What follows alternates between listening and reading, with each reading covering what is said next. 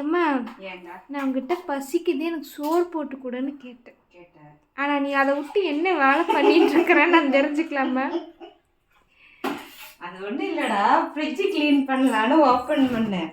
Beetroot கொஞ்சம் அதிகமாக கண்ணில் தென்பட்டுருச்சு. சரி ஒரு ஒழுகு பாரு, எவ்வளோ ஜூஸ் போட்டு அடிச்சுருவோமேனு சொல்லிட்டு ஜூஸ் போட்டேன். அது எவ்வளோ? அது பாருங்க, இதெல்லாம் வந்து காய்கறி நேற்று வாங்கினது எல்லாம் பேக் பண்ணி வச்சுட்டு பீட்ரூட் இருந்துச்சுன்னு ஜூஸ் போட்டால் கொள்ளாத வாயில் கொலக்கொட்டி துணிச்ச மாதிரி 2 டம்ளருக்கு போட்டு வச்சிருக்கு.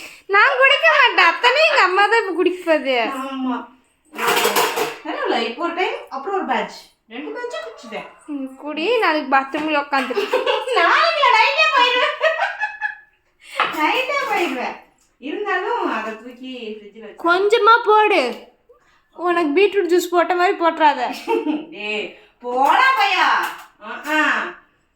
ஏதோ போவான். அதாவது வருஷ கணக்காயிடுச்சு நான் பீட்ரூட் ஜூஸ் போடுறதை நிப்பாட்டிட்டேன். சரி இன்னைக்கு வாங்க. வெண்டைக்காய் வேணுமா சாம்பார் வேணுமா? 2 வேணும். முருங்கைக்காய் சாம்பார். இது வந்து நிருவுக்கு பிடிச்சது. நிருவுக்கு மட்டுமான்னு கேட்காதீங்க, ஹோல் ஃபேமிலிக்கே பிடிச்ச ஒன்று முருங்கைக்காய் சாம்பார். நாங்கள் முன்னாடி முருங்கைக்காய்லாம் வந்து இது என்னது, அப்புறம் வெண்டைக்காய் பொரியல். Tata bye bye. இது விட்ட பேசிட்டே தெரியும்.